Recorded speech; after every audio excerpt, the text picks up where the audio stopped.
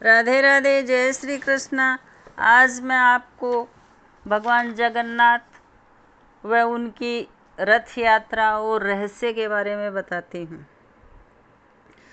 माना जाता है कि भगवान विष्णु जब चारों धामों पर बसे अपने चारों धामों की यात्रा करते हैं तो हिमालय की ऊंची चोटियों पर बसे बद्रीनाथ में तो स्नान करते हैं और पश्चिम में गुजरात के द्वारिका में वस्त्र पहनते हैं, पुरी में भोजन करते हैं और दक्षिण में रामेश्वरम में विश्राम करते हैं।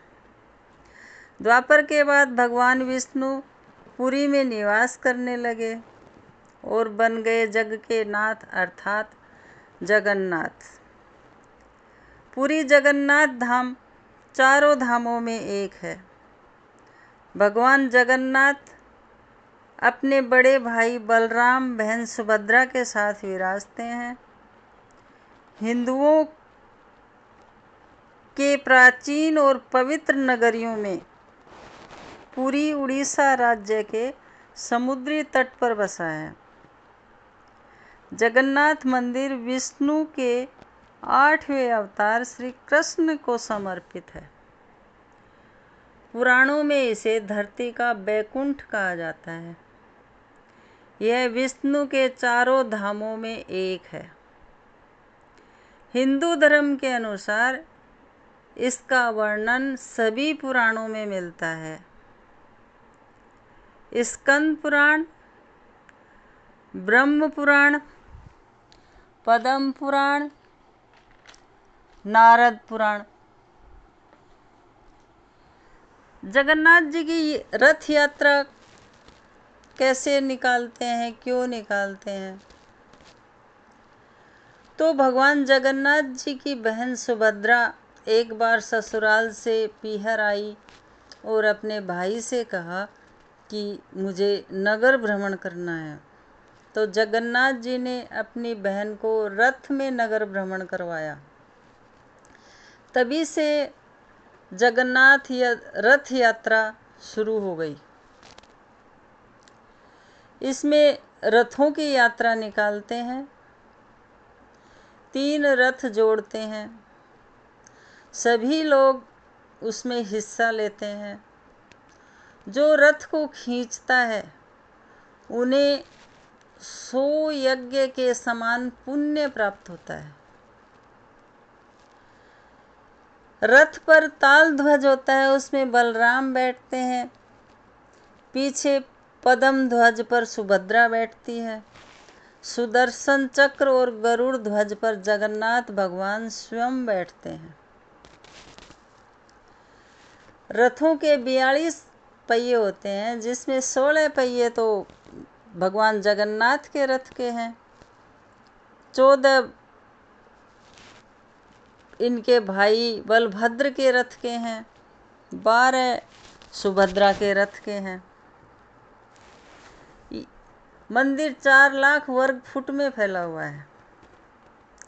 इसका निर्माण कलिंग के राजा अनंत वर्धन ने करवाया था। उसके बाद इसका जीर्णोद्धार उड़ीसा के शासक अनंत भीमदेव ने करवाया। ये कलिंग वास्तुशैली से बना हुआ है। जगन्नाथ मंदिर के कई रहस्य हैं। इसकी ऊंचाई बहुत ज़्यादा है और फैला हुआ भी 4 लाख वर्ग मीटर में है, लेकिन कभी भी किसी भी समय इसकी परछाई नहीं बनती। इसके गुंबज के ऊपर सुदर्शन चक्र लगा हुआ है, जो पुरी में कोई भी कोने में जाकर देखो हमें दिखाई देता है और अपनी तरफ ही लगता है। गुंबज के ऊपर एक ध्वज लहराता है, जो हमेशा हवा के विपरीत लहराता है। मंदिर के पास समुद्र है, जिसकी लहरों की आवाज़ आती रहती है, लेकिन जैसे ही सिंह द्वार के अंदर जाते हैं, पैर रखते हैं, तो वो आवाज़ आनी बंद हो जाती है। और बाहर पैर रखते हैं तो वो आवाज़ आने लगती है। मंदिर के पास एक शमशान घाट है जिसमें मुर्दे जलने की दुर्गंध आती है, लेकिन सिंह द्वार के अंदर पैर रखने से वो दुर्गंध आनी बंद हो जाती है और बाहर आने पर वो दुर्गंध फिर से आने लगती है। ऐसे ही मंदिर में रसोई घर है, उसमें कभी भी प्रसाद खत्म नहीं होता। वहाँ साल भर का भंडार भरा हुआ रहता है। उसमें 750 चूल्हे हैं जो लकड़ियों से जलते हैं और मिट्टी के बर्तनों में खाना बनता है। एक के बाद एक ऊपर रख के मिट्टी के बर्तन में खाना बनाया जाता है और जो सबसे ऊपर वाले में सबसे पहले पकता है, फिर उससे नीचे, फिर उससे नीचे, अंत में सबसे नीचे वालों में खाना पकता है।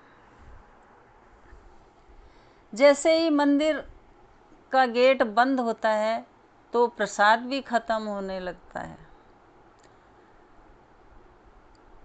ये वीडियो अगर आपको पसंद आए तो शेयर करें, लाइक करें, सब्सक्राइब करें,